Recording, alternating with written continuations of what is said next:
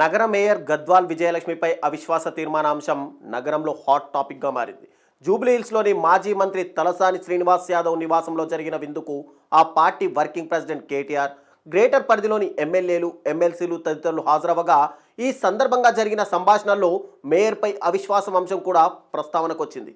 మేయర్పై అవిశ్వాసం పెడితే ఏం జరుగుతుంది? గద్వాల విజయలక్ష్మి మేయర్ పదవిని కోల్పోక తప్పదా అనే ప్రశ్నలు ప్రస్తుతం ఆసక్తికరంగా మారాయి.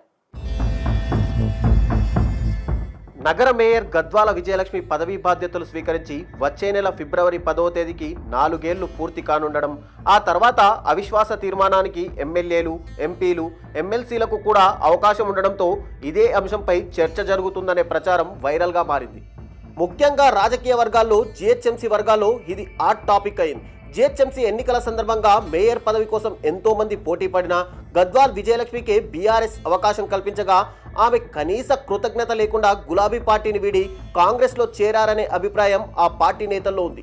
దీంతో వచ్చే శనివారం లేదా ఆదివారం నగరానికి చెందిన ఎమ్మెల్యేలు, కార్పొరేటర్లు తదితరులతో కేటీఆర్ సమావేశం నిర్వహించనున్నారని, ఆ రోజు రాజకీయ అంశాలతో పాటు రేషన్ కార్డులు, ఇందిరమ్మ ఇల్లు, నగర ప్రజలు ఎదుర్కొంటున్న సమస్యలపై ఎజెండాకు అనుగుణంగా సమావేశం జరగనున్నట్టు తెలుస్తుంది. అదే సమయంలో మేయర్పై అవిశ్వాసానికి సంబంధించి కూడా విస్తృతంగా చర్చించి తగిన నిర్ణయం తీసుకుంటారని సమాచారం.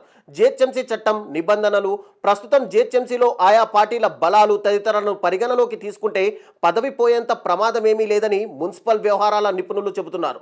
నిబంధనల మేరకు కార్పొరేటర్లు, ఎక్స్ అఫీషియో సభ్యుల్లోని స్థానిక ఎంపీలు, ఎమ్మెల్యేలు, ఎమ్మెల్సీలు 50% మంది అవిశ్వాస తీర్మానాన్ని కోరుతూ నిర్ణీత ప్రొఫార్మా ద్వారా సంతకాలు చేసి హైదరాబాద్ జిల్లా కలెక్టర్కు అందజేయాలి. ప్రస్తుతం జిహెచ్ఎంసీలో కార్పొరేటర్లు, ఎక్స్ అఫీషియో సభ్యులు మొత్తం 196 మంది ఉండగా అందులో 98 మంది సంతకాలు చేస్తేనే అది సాధ్యం కాగా బీఆర్ఎస్కు కార్పొరేటర్లు, ఎక్స్ అఫీషియోలు కలిపి 71 మంది సభ్యుల బలం ఉంది.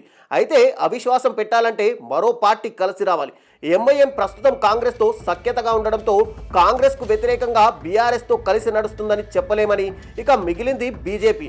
అది సైతం బీఆర్ఎస్తో కలిసే పరిస్థితి లేదని, ఒకవేళ అవిశ్వాసం కోసమే రెండింటిలో ఏదో ఒక పార్టీ సభ్యులు లోపాయికారిగా సంతకాలు చేసి అవిశ్వాసం కోసం ప్రత్యేక సమావేశం ఏర్పాటు చేసినా అవిశ్వాసం నెగ్గే పరిస్థితి లేదు. జిహెచ్ఎంసీలోని సంబంధిత సెక్షన్ 91A మేరకు మొత్తం ఓటు హక్కున్న సభ్యుల్లో 3/4 మెజారిటీ ఉండాలి. ఆ లెక్కన ప్రస్తుతం ఉన్న కార్పొరేటర్లు, ఎక్స్ అఫీషియోలను పరిగణలోకి తీసుకుంటే 131 మంది సభ్యుల బలం ఉండాలి. బీఆర్ఎస్తో బీజేపీ కలిసినా లేక ఎంఐఎం కలిసినా అది సాధ్యం కాదు. బీఆర్ఎస్, బీజేపీ కలిస్తే మొత్తం బలం 116 అవుతుంది. బీఆర్ఎస్, ఎంఐఎం కలిసినా 122 అవుతుంది.